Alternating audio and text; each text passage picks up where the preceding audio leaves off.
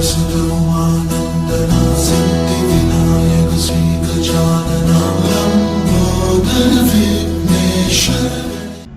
Hello students, स्वागत है आपका दीक्षांत इंस्टीट्यूट में। मैं आपका मेंटर अनुज सिंह। आज का हमारा टॉपिक स्टार्ट करते हैं जो कि रिलेटेड है directive principles of state policy, राज्य के नीति निर्देशक तत्व। सबसे पहले बताना चाहूंगा, राज्य मतलब भारत सरकार। राज्य मतलब भारत सरकार या किसी देश की सरकार। किसी देश की सरकार को ऐसे निर्देश दिए जाएं कि जिससे वो लोगों की भलाई के लिए कार्य करे, उसको हम बोलते हैं डीपीएसपी। हमारे संविधान में ये डीपीएसपी भाग 4 में वर्णित है। हमारे संविधान के कॉन्स्टिट्यूशन के पार्ट 4 में डीपीएसपी का जिक्र है। पार्ट 4 में डीपीएसपी है। अब हम देखेंगे ये कहां से कहां तक इसके आर्टिकल्स हैं। आर्टिकल्स अगर हम बात करें, आर्टिकल्स इसके अनुच्छेद कहां से कहां तक हैं, तो आर्टिकल्स हैं हमारे इसमें 36 to 51। कौन सा भाग है ये, इधर लिख लीजिए भाग। हिंदी इंग्लिश बाइलिंगुअल क्लास है हमारी। चलिए डिस्कस करते हैं आगे। सबसे पहली बात, इनका नेचर क्या है। इनका नेचर देखो, हमारे जो मौलिक अधिकार हैं, मौलिक अधिकार जो हमारे संविधान में वर्णित हैं, उनका जो प्रकृति है, उनका जो नेचर है, उनका नेचर है नेगेटिव नेचर। उनका नेचर नकारात्मक है। आप उसकी भाषा पढ़ोगे तो आपको नकारात्मक भाषा दिखाई देगी, नकारात्मक। लेकिन डीपीएसपी नीति निर्देशक तत्व सकारात्मक भाषा में है। किसमें है? सकारात्मक भाषा में। इसको अपन बेसिक ऐसे समझ सकते हैं। आप अगर किसी को नेगेटिव वे में बोलोगे काम करने के लिए, काम करो, काम करेगा वो नहीं करेगा काम। उसको कैसे बोलना पड़ेगा? प्यार से, बेटा ये काम कर ले। तो ऐसे ही राज्य को बोला जाएगा, बेटा इस काम को करो। तो राज्य बोलेगा ठीक है कर लेता हूं। तो ये क्या है, इसका नेचर कैसा है? पॉजिटिव। पॉजिटिव नेचर है। इसको हम याद रखेंगे। डीपीएसपी का जो नेचर है, नेचर कैसा है इसका? इसका नेचर है पॉजिटिव। प्रवृत्ति कैसी है इसकी? इसकी प्रकृति है, इसकी पॉजिटिव नेचर है। Positive nature. यहाँ पे जो शब्द यूज किए गए हैं वो सभी धनात्मक भाषा में किए गए हैं। इसकी जो लैंग्वेज है, इसकी लैंग्वेज पॉजिटिव नेचर की लैंग्वेज है, पॉजिटिव। इसको बिल्कुल याद रखना है हमें। नेचर क्या है इसका? अच्छा इधर लिख दिया नेचर, पॉजिटिव नेचर है इसका। ठीक है, चलिए। तो डीपीएसपी का नेचर कैसा है? Positive nature. फंडामेंटल राइट का नेचर कैसा है? Negative nature. यहाँ पे लिख भी सकते हैं आप। मौलिक अधिकार जो हमारे हैं उनका नेचर कैसा है? उनका नेचर है नेगेटिव। इसको याद रखेंगे, पॉजिटिव और नेगेटिव। चलिए हम सीधे आर्टिकल्स पे बात करते हैं। यूट्यूब पे भरमार वीडियो हैं, लेकिन जिस तरह से समझाऊंगा मैं, इस तरीके से मेरे हिसाब से किसी भी वीडियो में नहीं समझाया गया है। मेरी कोशिश ये रहेगी, आपने अगर मेरा वीडियो देखा,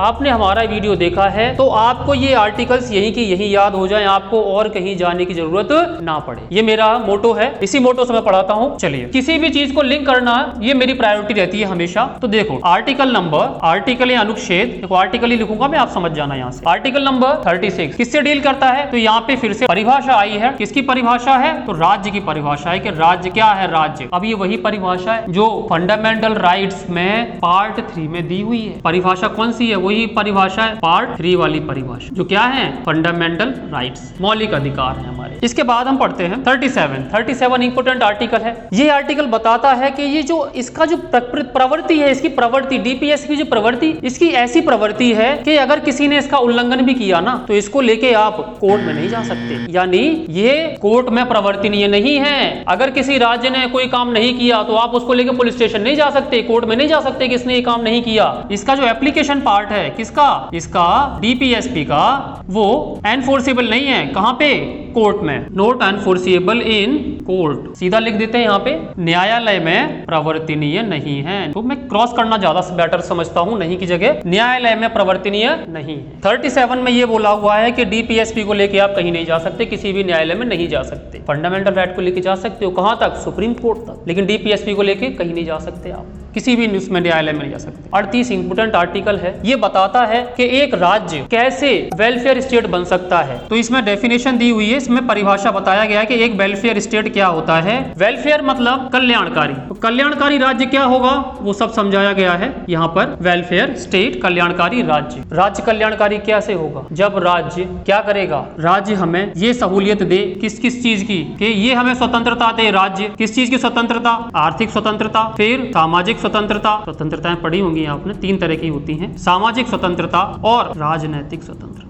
आर्थिक, इकोनॉमिक, सोशल और पॉलिटिकल फ्रीडम। तो अगर कोई स्टेट ये फ्रीडम हमें देता है तो वेलफेयर स्टेट की श्रेणी में है वो। Welfare state. आर्टिकल 39 जिसमें डीपीएसपी के अक्सर सारे ही आर्टिकल्स का वर्णन कुछ हद तक दिया हुआ है, इसमें बहुत सारे चेंजेस हुए हैं। तो इसमें क्या बोलेंगे, कुछ certain principles contained in this part. देखो, किसी राज्य को अगर अच्छा राज्य बनने की दिशा में कार्य करना है तो कुछ ऐसे प्रावधान है जिसको लागू करना ही होगा उसे। अगर उसे एक कल्याणकारी राज्य बनना है, एक बेहतर राज्य बनना है, तो वो सभी अक्सर उसने 39 में वर्णित किए हैं कि कुछ ऐसे निश्चित है जिनको हमें लागू करना होगा। तो यहाँ पे कुछ निश्चित निर्देश हैं जिनका पालन हमें करना होगा। वो कौन कौन से हैं देख लेते हैं। अक्सर किताबों में नहीं मिलता है ये, मैं सारे लिखवाऊंगा आपको। 39 का ए मैं थोड़ा ब्रीफ में लिखवाऊंगा जिससे कि आपको याद रहे, एग्जाम में तो आपको देखने को मिलेगा ही। 39 का ए, सबने बोला 39 का ए क्या है। 39 का ए, 39 का ए बताता है क्या, equal justice and free legal aid. Hindi में अगर मैं बोलूं तो इक्वल जस्टिस मतलब समान न्याय, निःशुल्क विधिक सहायता, ये बोला गया है 39 के ए में। अच्छा, एक बात और मैं बताना चाहूंगा। देखो, किसी आर्टिकल में अगर ए बी सी डी ऐसे करके लिखे हुए हैं, इसका मतलब ये जब संविधान बना था तब नहीं थे, इनको बाद में जोड़ा गया है। जैसे जैसे हमें चेंजेस देखने को मिले हैं वैसे वैसे हमने हमारे अनुसार इन आर्टिकल्स को इसमें जोड़ा है। ठीक है, तो 39 का ए यानी ये जुड़ा होगा कहीं ना कहीं से। ठीक है, इसको याद रखेंगे। अच्छा, किससे जुड़ा है ये मैं जब हमारा संशोधन वाली क्लास होगी, कॉन्स्टिट्यूशन अमेंडमेंट, उसमें बताऊंगा, अदरवाइज वीडियो लंबा बन जाएगा। ठीक है, बहुत सारी चीजें हैं बताने की। अच्छा, इसी में मैं ये आपको जरूर बताना चाहूंगा, नालसा एक हमारी अथॉरिटी है। ठीक है, वो क्या करवाती है, मैं इसकी फुल फॉर्म बता देता हूँ। नेशनल लीगल सर्विस अथॉरिटी इसकी फुल फॉर्म है।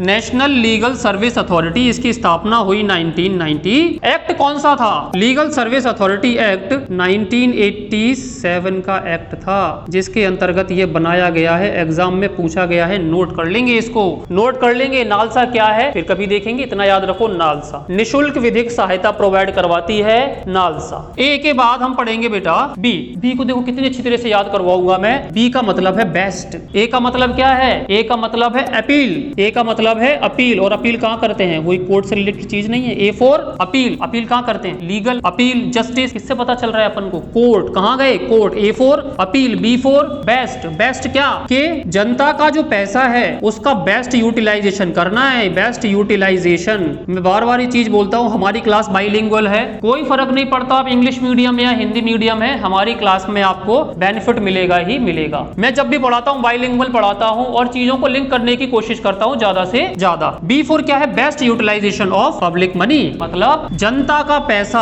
क्या हो, उसका उचित उपयोग हो। उचित, और उचित भी ना बोले तो अपन बोले अच्छे से अच्छा उपयोग हो, बिल्कुल अच्छा उपयोग के भैया भ्रष्टाचार ना हो, ऐसे हाथों में जाए जनता का पैसा जो इसका उचित उपयोग कर सके, जनता के पैसे का अच्छे से अच्छा उपयोग या फिर बोले सदुपयोग कर सके, ऐसा इस आर्टिकल में कहा गया है, best utilisation of public money. बेटा आए हम सी पे। सी पर है क्या, कंसंट्रेशन। मैंने सारी चीजों को लिंक किया हुआ है। कंसंट्रेशन, कंसंट्रेशन मतलब होता है केंद्रीकरण। जनता के पैसे का केंद्रीकरण नहीं होना चाहिए, जनता का पैसा चारों तरफ बिखरा हुआ होना चाहिए। ये मतलब है इसका कि ऐसा नहीं कि एक बंदा ही जनता के पैसे पर राज कर रहा है, नहीं, जो जनता का पैसा है वो जनता के पास ऐसा होना चाहिए, विकेंद्रीकृत फॉर्म में होना चाहिए। मतलब पब्लिक मनी का कंसंट्रेशन नहीं होना चाहिए। ये नहीं कि एक ही आदमी के पास जनता का सारा पैसा है और वो उसका दुरुपयोग करे। जनता का पैसा उसका क्या होना चाहिए, केंद्रीकरण नहीं होना चाहिए। सी के बाद आता है बच्चों डी। तो डी में क्या लिखा है, देखो डी में लिखा हुआ है equal pay for equal work. देखो equal pay for equal work का मतलब क्या है कि हमने जो काम किया है उसका हमें पूरा का पूरा पैसा मिलना चाहिए। ये नहीं कि मैं आदमी हूँ, कोई और लेडीज काम कर रही है, लेडीज भी उसी काम को कर रही है, जेंट्स भी उसी काम को कर रहा है, लेकिन जेंट्स को ज्यादा पैसा मिल रहा है, लेडीज को कम पैसा मिल रहा है, ऐसा नहीं होना चाहिए। समान कार्य के लिए समान वेतन निश्चित होनी चाहिए। यही क्या बोला है इस आर्टिकल में, बोला है इसमें।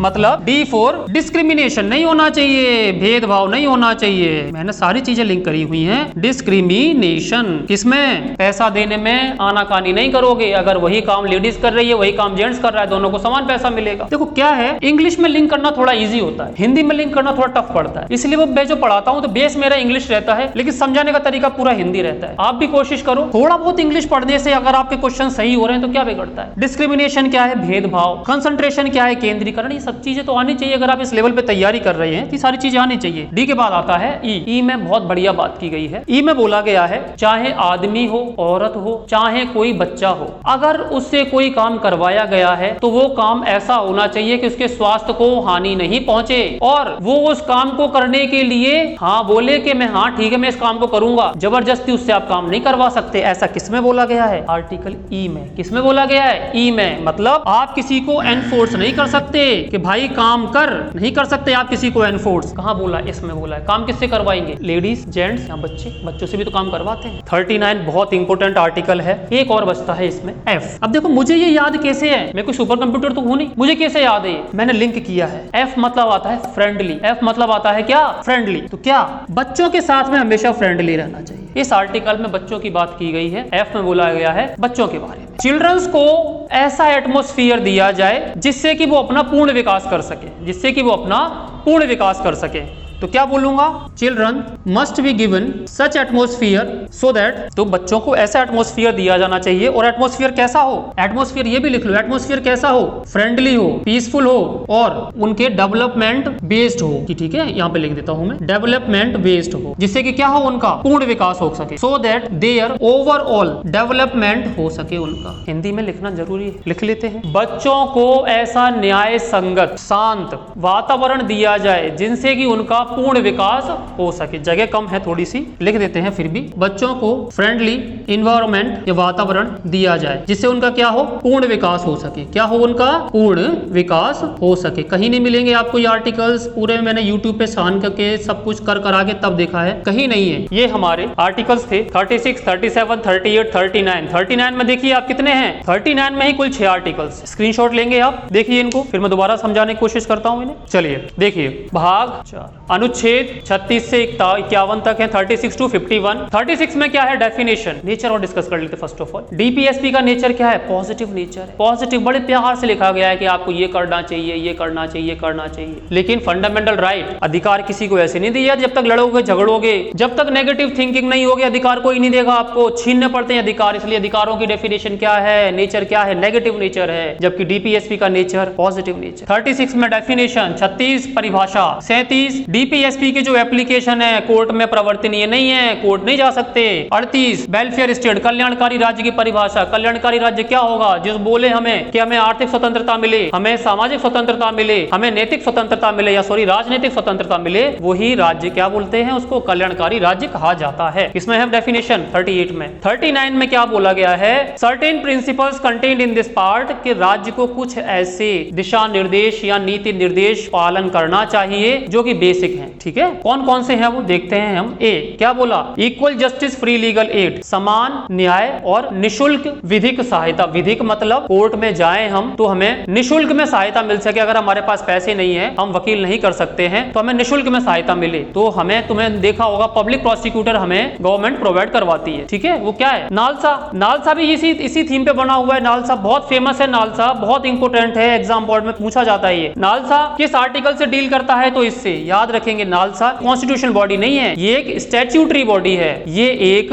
विधिक संस्थान है, कानूनी संस्थान है। किससे अपने अधिकार लेता है? तो लीगल सर्विस अथॉरिटी एक्ट 1987 से लेता है। स्थापना कब हुई? 1995 में स्थापना हुई। ये आप याद रखेंगे, important. B for best. Best क्या? पैसे का यूटिलाइजेशन बेस्ट, तो जनता के पैसे का उचित उपयोग। सी कंसंट्रेशन नहीं होना चाहिए एक ही हाथ में, तो जनता के पैसे का एक ही हाथ में कंसंट्रेशन नहीं होना चाहिए। किसमें बोला? C. D equal pay for equal work, discrimination नहीं करोगे। मैंने काम किया है तो मुझे, या किसी लेडीज ने काम किया है तो उसे समान कार्ड के लिए समान वेतन, डिस्क्रिमिनेशन नहीं कर सकते। ई मैन विमेन चिल्ड्रन, इनको फोर्सफुली काम नहीं करवा सकते हम। अगर उनकी इच्छा नहीं है तो हम उनसे काम नहीं करा सकते जबरन। किसमें बोला गया है? ई। एफ में बोला गया है फ्रेंडली रहना चाहिए। फ्रेंडली किसके साथ? बच्चों के साथ। बच्चों को ऐसा माहौल दिया जाए जो शांतिपूर्ण हो, फ्रेंडली नेचर हो और बच्चों का पूर्ण विकास करने में उनका सहयोग करे। किसमें बोला गया है? ये एफ में बोला है। क्यों? बच्चे ही तो फ्यूचर हैं, भविष्य, देश का भविष्य कौन है? बच्चे ही तो है। तो उनका ऐसा माहौल दिया जाए जिससे को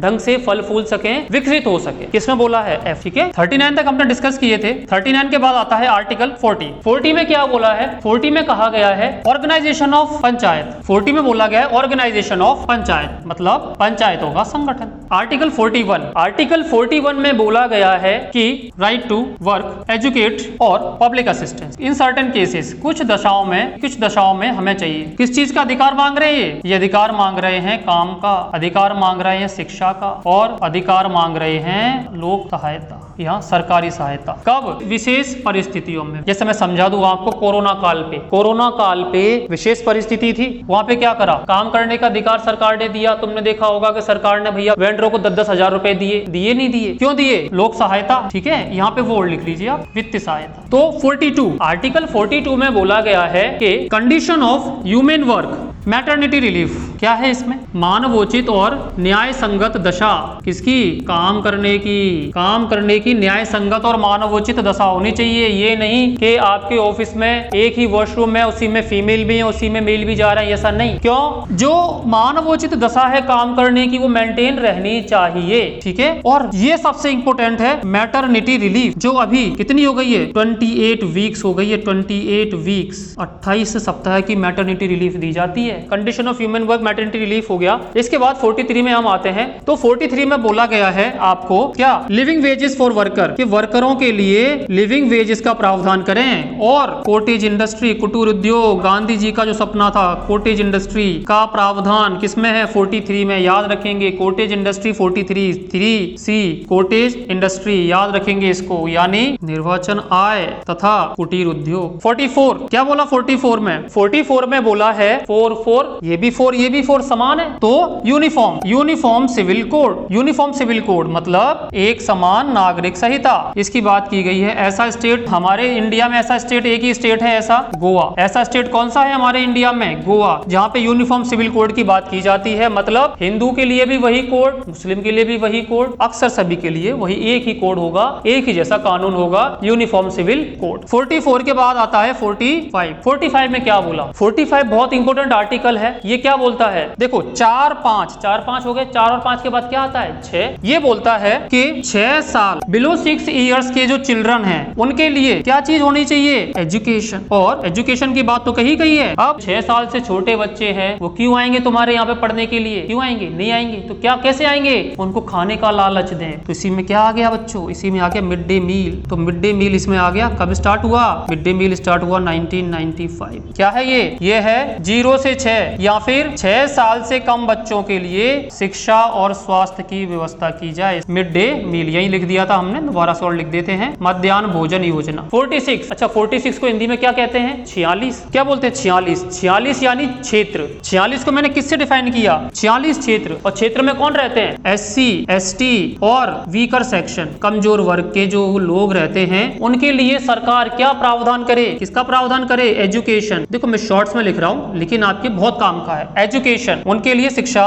तथा किसका प्रावधान? इकोनॉमिक इंटरेस्ट, उनके इकोनॉमिक इंटरेस्ट का ध्यान रखे सरकार। चलिए यहाँ लिख देते हैं इसको हिंदी में। क्षेत्र में कौन? SC ST और कमजोर वर्ग के जो लोग हैं, लोगों के लिए क्या करे सरकार? शिक्षा दे और आर्थिक लाभ। 46 के बाद देखो कैसे डिफाइन कर सकते हैं? मैंने क्या बोला था? 4-5 तो 6। 44 तो क्या है? समान। 43 3 पे आ रहा है, 3 पे क्या आता है? C cottage industry. 42 बेबी यानी मैटरनिटी रिलीफ। 42 बेबी। 47 को मैंने लिंक किया है सेहत से। किससे लिंक किया है इसको? सेहत से। इसमें क्या बोला है कि राज्य को स्टैंडर्ड ऑफ लिविंग बढ़ानी चाहिए। स्टैंडर्ड ऑफ लिविंग, राज्य को हेल्थ बढ़ानी चाहिए। स्टैंडर्ड ऑफ लिविंग हो गया, हेल्थ हो गया। अब लेवल ऑफ न्यूट्रिशन, कि भैया जो पोषण है, पोषण का स्तर सुधारना चाहिए। न्यूट्रिशन बहुत जरूरी है। तो यहाँ पे क्या लिखेंगे? यहाँ पे लिखेंगे स्वास्थ्य, पोषण स्तर और रहन सहन का स्तर सुधारना चाहिए। तो ये सभी राज्य के कर्तव्य होने चाहिए। यहाँ पे 47 के बाद आता है हमारा 48 में क्या बात कही गई है? 48 में बात कही गई है कि ये हमने देखा था 40 में क्या था? पंचायत। अब 40 बंदे करते हैं पंचायत, और 40 बंदों के बाद जब वो 48 हो जाते हैं तो फिर वो क्या करते हैं? खेती और एनिमल हस्बेंड्री। तो यहाँ क्या लिखेंगे हम? यहाँ पे हम लिखेंगे एनिमल हस्बेंड्री एंड एग्रीकल्चर, पशुपालन और कृषि। 40 में पंचायत, 48 में पशुपालन और कृषि। ये हुए हमारे 48। 40 से लेके 48 तक आपके सामने है आर्टिकल्स, देख लीजिए। बताता हूँ एक बार और। 40 में ऑर्गेनाइजेशन ऑफ पंचायत 40 बंदे जाओगे पंचायत करेंगे, 40 लोग पंचायत करते हैं। 41 पंचायत करने के बाद क्या बोला कि हम मांगते हैं काम, मांगते हैं शिक्षा, हम मांगते हैं लोक सहायता। कब? विशेष परिस्थितियों में। तो 40 पे बात की उन्होंने पंचायत की, 40 बंदे पंचायत। 41 में क्या कहा? सहायता मांगने गए वो। तो 41 में क्या हुआ, सहायता। 42 में बेबी, देखो सहायता मांगी, काम करने की शिक्षा वगैरह सब कुछ मांगा, अब यहाँ पे वो काम कर रहे हैं। तो काम भी कैसे कर रहे हैं कि मनोचित दशा होनी चाहिए, न्याय संगत दशा होनी चाहिए काम करने की, और प्रसूति सहायता। देखिए 43 यानी 3 और 3 पे क्या आता है, सी यानी कॉटेज इंडस्ट्री। तो कामगारों को निर्वाचित आय तथा कुटीर उद्योग की बात इसमें की गई है। अच्छा 43 में और भी है, 43 का एक ए आता है, ए इसमें बोला जाता है participation of worker in the management of industries. इसमें क्या बोला जाता है कि इंडस्ट्री के मैनेजमेंट में कामगारों का पार्टिसिपेशन, मतलब उद्योग के प्रबंधन में कामगारों या मजदूरों का पार्टिसिपेशन होना चाहिए, मतलब वो भी इसमें हिस्सा लेने चाहिए। इसमें पार्टिसिपेशन यानी इसमें हिस्सा लेना चाहिए। तो 40 से लेकर 48 तक हमारे आर्टिकल्स दिए हुए हैं, आप इनको देख सकते हैं। अब 48 के बाद आता है हमारा आर्टिकल 49। आर्टिकल 49 बोलता है हमारा कि हमारे जो जंगल है, हमारा जो इन्वायरमेंट है, इन्वायरमेंट का क्या करना है, इन्वायरमेंट को कंजर्व करना है, कंजर्वेशन ऑफ इन्वायरमेंट, और सेफ गार्ड करना है, मतलब सुरक्षित करना है, उनके लिए काम काज करना है, सेफ गार्ड करना है, किसको, फॉरेस्ट और वाइल्ड लाइफ। तो इसमें बोला है इन्वायरमेंट यानी पर्यावरण का संरक्षण करना है तथा बचाव करना है, किसका, जंगल तथा जंगली जीव। 49 के बाद आता है 49 का ही ए। 49 का ए कहता है क्या, हमने जंगल और पर्यावरण और जंगली जानवरों को तो बचा लिया, अब हमारे जो मॉन्यूमेंट्स है, मॉन्यूमेंट्स यानी राष्ट्रीय स्मारक, प्लेसेस जो क्या है, नेशनल इंपोर्टेंस है, जो क्या रखते हैं, राष्ट्रीय धरोहर हैं, हमारी राष्ट्रीय विरासत है, यहाँ पे लिखेंगे राष्ट्रीय स्मारक स्थान को बचाना है और उन्हें संरक्षित करना है। चलिए देखिए 49 और 49 है। 49 किससे रिलेट किया, इन्वायरमेंट, पर्यावरण 49। फिर 50, आर्टिकल 50 बहुत जरूरी, 50 मतलब आधा, 50 मतलब 100 का आधा, तो आधा मतलब separation of judiciary from executive, मतलब तो न्यायपालिका और कार्यपालिका का पृथक्करण। इसके बाद आता है हमारा 51, बहुत इंपॉर्टेंट है 51। अब देखो अलग अलग कर दिया, अलग अलग करने के बाद में फिर भी हम ये कहेंगे कि शांति से रहो मतलब इंटरनेशनल पीस एंड सिक्योरिटी, क्या बोलेंगे यहाँ पे, अंतरराष्ट्रीय शांति तथा सुरक्षा, इसका प्रावधान दिया हुआ है यहाँ पे। ये तो हमारे देखो 36 से 51 तक हमने सारे पढ़े। कुछ ऐसे विशेष आर्टिकल्स भी हैं जो डीपीएसपी में वर्णित नहीं है लेकिन संविधान में है, जैसे आर्टिकल 350 का ए। ये क्या बोलता है, ये हमें बोलता है कि इंस्ट्रक्शन काई की, टीचिंग इंस्ट्रक्शंस या पढ़ाई की भाषा प्राइमरी लेवल पर किसमें हो, मदर टंग में हो, मदर टंग मातृभाषा में हो, मदर टंग मतलब प्राइमरी स्तर पर जो शिक्षा है कैसे हो, मातृभाषा में। ये बोला गया है 350 के ए में। 350 का ए हो गया हमारा। 351 में बहुत अच्छी बात कही गई है। 351 में बोला गया है कि हमें इंस्ट्रक्शंस देने चाहिए, किसके, for the promotion of Hindi language. तो यहाँ पे क्या बोला गया है, instructions for promotion of Hindi language. जब भाषा एक होगी तभी तो हम एक हो पाएंगे। तो भाषा क्या हो, ऐसी भाषा होनी चाहिए पूरे भारत देश में एक ही भाषा, जो सब समझ सके, सब लिख सके, सब पढ़ सके, सब बोल सके। जैसे कि चाइना में एक ही भाषा चलती है, मंडारिन। पूरे चाइनीज लोग में कोई भी कहीं भी चले जाओ चाइना में, सब लोग एक ही भाषा बोलते, एक ही भाषा समझते हैं। तो क्या है वो भाषा ही एक ऐसा रूप है जो देश को संगठित करके रख सकता है। हमारे देश में अभी उसका अभाव है। बहुत सारे प्रयास इसके लिए किए गए हैं लेकिन अभी भी ये प्रयास पर्याप्त नहीं है। तो ये प्रयास समय करने होंगे किस अनुच्छेद के तहत, 351 के तहत। ये आर्टिकल्स अलग से हैं, राज्य के ही कर्तव्य हैं, राज्य को ही निभाने हैं, लेकिन अलग से। 51 में नहीं है, अलग से है। तो 350 में क्या बोला गया है, हिंदी भाषा के प्रचार प्रसार के लिए प्रयास आप भी कीजिए, हम भी कर रहे हैं। हिंदी हमारी मातृभाषा है, मातृभाषा का प्रचार प्रसार करेंगे, देश को एक बनाना है। तो हमारा टॉपिक यहीं पे हम फिनिश करते हैं इसको। टॉपिक से रिगार्डिंग अगर आपको कोई डाउट है या वीडियो के रिगार्डिंग कोई डाउट है, आप हमें कमेंट कर सकते हैं। चलिए दोस्तों, आज इतना ही छोड़ते हैं, अगले वीडियो में आपसे मिलेंगे। धन्यवाद।